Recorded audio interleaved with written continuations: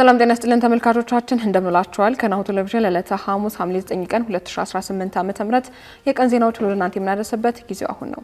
ከዜናዎቹ ጋር ሀብታም አያሌው ነኝ። አብራችሁን ቆዩ። ወደ ቀዳሚ ዜናችን እንለፍ። አምባሳደር ኤርቪን ማሲንጋ በሳምንት ውስጥ ወደ መቀሌ እንደሚመለሱ ተገለጸ። በኢትዮጵያ የአሜሪካ አምባሳደር ኤርቪን ማሲንጋ በትላንትናው ዕለት በትግራይ ክልል መቀሌ ያደረጉትን ጉብኝት በቀጠናው ሰላምና ጸጥታ፣ በሰብአዊ እርዳታና በሌሎች ወቅታዊ ጉዳዮች ላይ ያተኮረ መሆኑ ተገልጿል። በክልሉ አመራር አቶ አማኑኤል አሰፋ አምባሳደር ማሲንጋ በክልሉ አመራሮች የቀረቡላቸውን ሀሳቦች ለፌዴራል መንግስት ካቀረቡ በኋላ በሳምንት ውስጥ ወደ መቀሌ እንደሚመለሱ ገልጸዋል። አሁን ያሉ ችግሮች በሰላማዊ መንገድ እንዲፈቱ ዝግጁ ነን፣ ይህንንም ለአምባሳደሩ አስረድተናል ሲሉም አማኑኤል አክለዋል። በተጨማሪም የአፍሪካ ቀንድ የሰላም ልዩ መልእክተኛ ኦሉሴጉን ኦባሳንጆ በቅርቡ ያደረጉት ጉብኝት በፌዴራል መንግስትና በትግራይ መካከል የነበረውን ውጥረት ለማርገብ የተፈለገውን ውጤት እንዳላመጣ ገልጸዋል። በሌላ በኩል የቀድሞ የክልሉ ጊዜያዊ አስተዳደር ፕሬዝዳንት ሌተናል ጀነራል ታደሰ ወረደ አምባሳደሩ ሰዎችን ወደ ምክንያታዊነትና ሰላማዊ ውይይት ለማምጣት ላደረጉት ጥረት አመስግነዋቸዋል። ከተለያዩ የፖለቲካ ኃይሎች ከሲቪል ማህበረሰብና ከማህበረሰብ መሪዎች ጋር መገናኘታቸውን በመጠቆም አድንቀዋል። አቶ ጌታቸው አምባሳደር ከጀነራል ታደሰ ወረደ ጋር እንዳይገናኙ መደረጉን ጠቁመዋል። በትግራይ ያሉ ቡድን ህዝቡን መደራደሪያ በማድረግ ጥቅም ለማግኘት የሚካሄድበትን መንገድ አደገኛና ውጤት የሌለው መሆኑን የጠቀሱት አቶ ጌታቸው ረዳ አምባሳደሩ ከጀነራል ታደሰ ጋር እንዳይገናኙ መከልከላቸውን ቡድኑ ዲፕሎማሲን ወደ ታጋች ድርድር የመቀየር ባህሪ ማሳያ ነው ሲሉም ከሰውታል። የኢትዮጵያ የውጭ ምንዛሬ መጠባበቂያ ክምችት ከወራት በኋላ ወደ 6 ቢሊዮን ዶላር እንደሚጠጋ ዓለም አቀፉ የገንዘብ ድርጅት አስታወቀ። ይህም ከሁለት ወራት በላይ የውጭ ሸመታዋን ለማከናወን የሚያስችል መሆኑንም ድርጅቱ ገልጿል። ኢትዮጵያ ከተቋሙ ጋር የጀመረችውን የኢኮኖሚ ማሻሻያ ሲጠናቀቅ ለ3 ወር ተኩል ሸመታ የሚበቃ መጠባበቂያ ክምችት እንዲኖራትም ይጠበቃል ብለዋል። ይሁንና ይህን ግብ እንዳይሳካ እንቅፋት ሊሆኑ የሚችሉ ስጋቶች መኖራቸውን አይኤምኤፍ በስጋትነት አንስቷል። ተቋሙ የኢኮኖሚ ሪፎርም ከተጀመረ ወዲህ 5ኛው ዙር ግምገማ ካይዶ ሙሉ ሪፖርትን ይፋ አድርጓል። 132 ገጽ በያዘው ሪፖርት ላይ አጠቃላይ ስለ ኢትዮጵያ የኢኮኖሚ እድገት ሁኔታ ስለተጋረጡበት ስጋቶችን በስፋት ተንትኗል። እስካሁን ጠንካራ የማክሮ ኢኮኖሚ አፈጻጸም መኖሩንና የኢራን ጦርነት ግን እንቅፋት መፍጠሩንም ድርጅቱ አንስቷል። ጦርነቱ እያሳደረ ያለውን ተጽዕኖ ለመቋቋም ያስችል ዘንድም ለወደፊት ከሚለቀቀው ብድር የሚታሰቡ 200 ሚሊዮን ዶላር ታክሎበት በ5ኛው ዙር የአይኤምኤፍ የተራዘመ የብድር 464 ሚሊዮን ዶላር እንዲለቀቅ ማጽደቁንም አይኤምኤፍ በሪፖርቱ ተናግሯል። በሌላ በኩል የብር የመግዛት አቅም ከጊዜ ወደ ጊዜ እያሽቆለቆለ መሄዱንና በወር በ1.3 በመቶ እየተዳከመ መሆኑን ሪፖርቱ አሳይቷል።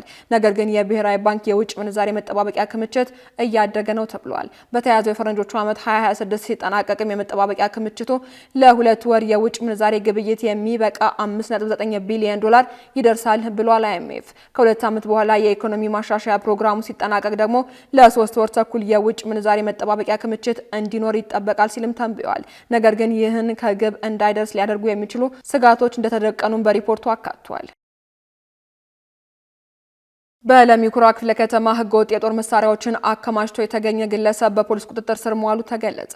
በአዲስ አበባ ከተማ ለሚ ኩራ ክፍለ ከተማ ወረዳ 10 በሚገኘው 40/60 ኮንዶሚኒየም መኖሪያ ቤት ውስጥ ህገወጥ የጦር መሳሪያዎችና ጥይቶችን አከማችቷል የተባለው ተጠርጣሪ በአካባቢው ነዋሪዎች በደረሰ ጥቆማ መሰረት በቁጥጥር ስር መዋሉን የአዲስ አበባ ፖሊስ ኮሚሽን አስታውቋል። ኮሚሽኑ ባወጣው መግለጫ ተጠርጣሪው ያሬድ ተሰማ የተባለ ግለሰብ መሆኑን ገልጾ መኖሪያ ቤቱ ውስጥ የጦር መሳሪያዎች ሊገኙ የቻሉ ሲሆን ፖሊስ ከፍርድ ቤት መያዣና መበርበሪያ ትዕዛዝ በማውጣትም በግለሰቡ መኖሪያ ቤት ላይ በተደረገ ድንገተኛ ፍተሻ መሆኑን ገልጿል። ኮሚሽኑ የአካባቢው ነዋሪዎችን በተጠርጣሪው ጥርጣሬ እንዳላቸው በሰሚት አካባቢ ፖሊስ መምሪያ ለወንጀል ምርመራ ክፍል በአካል ቀርበው በማሳወቃቸው ምርመራው ሊጀመር ችሏል ብሏል። ፖሊስ በተጠርጣሪው መኖሪያ ቤት ላይ ባደረገው ፍተሻ 2 ኮልት ሽጉጥ፣ 2 ስታርት ሽጉጥ፣ ጩቤዎችና 390 የተለያዩ የጦር መሳሪያዎች፣ ተተኳሽ ጥይቶች መገኘታቸውን ገልጿል። በፍተሻ ወቅትም ተጠርጣሪው ከአካባቢው ቢያመልጥም በዕለቱ በቴክኖሎጂ የተደገፈ ክትትል በማድረግ በሸገር ከተማ ለገጣፉ አካባቢ በቁጥጥር ስር መዋል መቻሉንም ኮሚሽኑ አክሎ አስታውቋል። ፖሊስ በተጠርጣሪው ላይ ምርመራ የማደራጀት ስራውም ተጠናክሮ መቀጠሉን ገልጿል። ኮሚሽኑ የነዋሪዎች አጠራጣሪ ድርጊቶችን የመጠቆምና ለሕግ የማሳወቅ ፍላጎት የሚያበረታታና የሚያመሰግን መሆኑን ጠቅሶ ማህበረሰቡ ከህግ አስከባሪ አካላት ጋር የሚያደርጉትን ትብብር አጠናክረው እንዲቀጥሉም ጥሪ አቅርቧል። በተጨማሪም ህገወጥ የጦር መሳሪያዎችን የሚያዘዋውሩ ግለሰቦች ላይ ጠንካራና የማያዳግም እርምጃ እንደሚወስድ ኮሚሽኑ አስጠንቅቋል።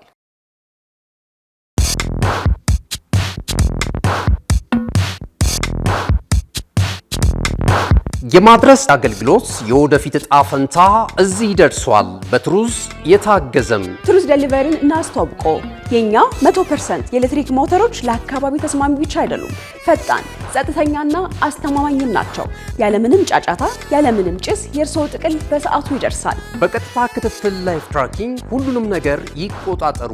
ጥቅሎ እስከ ደጃፎ ድረስ ያለውን እንቅስቃሴ በቀጥታ ይመልከቱ። ደህንነት ቅድሚያ የምንሰጠው ጉዳይ ነው። በእኛ የተቀባይ ማረጋገጫ ሪሲቨር ኮንፈርሜሽን ዘዴ ጥቅሎ በትክክለኛው እጅ መግባቱ እናረጋግጣለን። እርስዎ ያረጋግጣሉ፣ እኛም እናስረክባለን። እገዛ ይፈልጋሉ? ቡድናችን ሁልጊዜ በ8194 ዝግጁ ነው። ትሩዝ ዴሊቨሪ ለአካባቢ ተስማሚ፣ ደህንነቱ የተጠበቀና የቀጥታ ክትትል ያለው። ዛሬውኑ በ8194 ይደውሉ። ወደ ውጭ ዜናዎች እናልፋለን። በ2026 በምስራቅ አፍሪካ ከ48 ሚሊዮን በላይ ሰዎች አስቸኳይ የምግብ እርዳታ እንደሚያስፈልጋቸው የተባበሩት መንግስታት ድርጅት አስታወቀ። የተባበሩት መንግስታት ድርጅት የእርዳታ ኤጀንሲ በምስራቅ አፍሪካ በዚህ ዓመት እርዳታ የሚያስፈልጋቸው ወደ 48.5 ሚሊዮን የሚጠጉ ሰዎች መኖራቸውን ገልጿል። አያይዞ ምስራቅ አፍሪካ አሁንም ከፍተኛ የሰብአዊ ቀውስ ያለበት አካባቢ ሆኖ መቀጠሉን በትላንትናው ዕለት ባወጣው መግለጫ አስጠንቅቋል። የተባበሩት መንግስታት የሰብአዊ ጉዳዮች ማስተባበሪያ ቢሮ ኦቻ እንደገለጸው ግጭት፣ መፈናቀል፣ የአየር ንብረት ተጽዕኖዎች፣ በሽታና የምግብ ዋስትና እጦት የሰብአዊ እርዳታ ፍላጎት መፍጠራቸውን የቀጠሉ ሲሆን ከዲሞክራቲክ ሪፐብሊክ ኮንጎ የኢቦላ በሽታ የመዛመት ስጋትንም ተጨማሪ አደጋ እየፈጠረ ይገኛል ብለዋል። የኢቦላ ወረርሽኝ በዲሞክራቲክ ሪፐብሊክ ኮንጎ ብቻ የተወሰነ ሆኖ ቢቀጥልም ወደ ሌሎች የአካባቢው ሀገራት የመዛመት አደጋው ግን ከፍተኛ ሆኖ ቀጥሏል ሲልም ኦቻ በቅርብ ጊዜ ባወጣው የሰብአዊ እርዳታ ሪፖርት ላይ ገልጿል። እንደ ተባበሩት መንግስታት ኤጀንሲ መረጃ ከሆነ በሁለተኛው ሩብ ዓመት በክልሉ የምግብ ዋስትና እጦት ተባብሶ 40.5 ሚሊዮን ሰዎች ለከባድ ረሃብ ተዳርገዋል። ይህም ከ2025 የመጀመሪያ ሩብ ዓመት ጋር ሲነጻጸር የ1.6 ሚሊዮን ጭማሪ አሳይቷል ተብሏል። ኦቻ እንደገለጸው የምግብ ዋስትና እጦት ከፍተኛ ጭማሪ የታየባቸው ሀገራት ደቡብ ሱዳን፣ ኬንያ፣ ሱዳን እና ታንዛኒያ ናቸው። የተባበሩት መንግስታት ኤጀንሲ እንደገለጸው በክልሉ የህዝብ ጤና ስጋቶች አሁንም ከፍተኛ ሆነው ቀጥለዋል። በዚህ መሰረት በሁለተኛው ሩብ ዓመት የተመዘገበው የኮሌራ ተጠቂዎች ቁጥር ከእጥፍ በላይ በመጨመር 12400 የደረሰ ሲሆን ከቤት ንብረታቸው በተፈናቀሉትና በጎርፍ አደጋ ተጋላጭ በሆኑ አካባቢዎች ደግሞ 457 የኤምፖክስ በሽታ ሪፖርት ተደርጓል ብሏል። በመጨረሻም የፕሬዝዳንት ዶናልድ ትራምፕ ፊርማ ያረፈበት አዲሱ የ$100 ኖት ይፋ ሆነ። በታሪክ ለመጀመሪያ ጊዜ የፕሬዝዳንት ትራምፕ ፊርማ ያረፈበት አዲሱ የ$100 ኖት ይፋ መሆኑን ኒውዮርክ ታይምስ ዘግቧል። የአሜሪካው የገንዘብ ሚኒስቴር ባለፉት 165 ዓመታት ውስጥ ታይቶ የማይታወቅ ታሪካዊ ውሳኔን በማሳለፍ በስልጣን ላይ ያሉትን ፕሬዝዳንት ትራምፕ ፊርማ በዶላር ኖት ላይ እንዲያርፍ አድርጓል ተብሏል። ይህ ታሪካዊ ለውጥ የተጀመረውን በቅርቡ ይፋ በሆነው አዲሱ የ$100 ኖት ላይ ሲሆን ለውጡም ሀገሪቱ በምታከብረው 250ኛ ዓመት የምስረታ በዓል ምክንያት በማድረግ የቀረበ ነው ተብሏል። በአዲሱ የ$100 ኖት ላይም የፕሬዝዳንት ዶናልድ ትራምፕ ፊርማ ከገንዘብ ሚኒስትሩ ስኮት ቤሰንት ፊርማ በላይ በጉልህ የተቀመጠ ሲሆን ይህም ቀደም ሲል የነበረውን የአሜሪካ ገንዘብ ያዥ ፊርማ ቦታ ሙሉ በሙሉ ተክቶታል። ይሁን እንጂ በኖቱ ላይ በሚገኘው የቤንጃሚን ፍራንክሊን ምስል ላይ ምንም አይነት ለውጥ አልተደረገም ተብሏል። ምክንያቱም ደግሞ የአሜሪካ ሕግ በህይወት ያሉ ሰዎችን ምስል በገንዘብ ላይ ማተም በጥብቅ ስለሚከለክል መሆኑ ተገልጿል። ይህንን አዲስ መልክ የያዘውን የዶላር ኖትም የመጀመሪያ ገጽታ ፕሬዝዳንት ትራምፕ እንደ አውሮፓውያን አቆጣጠር ጁላይ 3 ቀን 2026 በራሳቸው የማህበራዊ ሚዲያ ገጽ ትሩዝ ሶሻል ላይ በይፋ ማጋራታቸው ይታወሳል። በአሁኑ ወቅትም የአሜሪካው የገንዘብ ህትመት ቢሮ አዲሶቹን የህትመት ፕሌቶች እያዘጋጀ ሲሆን አዲሱ የ$100 ኖትን በቅርቡ በስፋት ተሰራጭቶ ወደ ገበያ እንደሚገባ ይጠበቃል ተብሏል። ካሽጎ በየትኛውም ዓለም ሆነው በማንኛውም ሰዓት ለወገኑ የሚደርሱበት ፈጣን የገንዘብ መላኪያ ተከፈተሎ። ማስተርና ቪዛ ካርዶን በመጠቀም ከ5 እስከ $20,000 የሚልኩበት አዲስ የገንዘብ መላኪያ መንገድ። ካሽጎን ለየት የሚያደርገው የትኛውም የገንዘብ ዝውውር በፍጥነት አገልግሎት ከመስጠቱም ባሻገር ለማንኛውም አገልግሎት ምንም አይነት ክፍያ አለመጠየቁ ነው። በሀገራችን ታሪክ ገንዘብን ከውጪ ወደ ሀገር ቤት በማስተላለፍ በመተግበሪያ መልክ አገልግሎት መስጠት የጀመረው የመጀመሪያው ሀገር በቀል የገንዘብ መላኪያ ዘዴ ካሽጎ ከ4500 በላይ ባሉ የባንክ ቅርንጫፎች አገልግሎት እየሰጠ ይገኛል።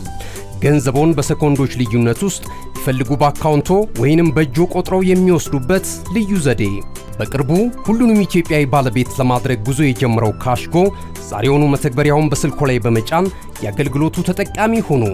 ፍጥነት መለያችን፣ ኢትዮጵያን መክፈቻችን፣ ካሽጎ ነው መላኪያችን። ካሽጎ የአዲሱ ትውልድ ብራንድ። ተመልካቾቻችን ከናሁ ቴሌቪዥን ለዕለቱ ያዝነላችሁ የቀን ዜናዎች እስካሁኖች ነበሩ። ዜናዎቹ ወደ እናንተ ጋር ደረስኩኝ። አብሬያችሁ ቆየሁት። ሀብታማ እያሌው ነበርኩኝ። ሰናይ ቀን።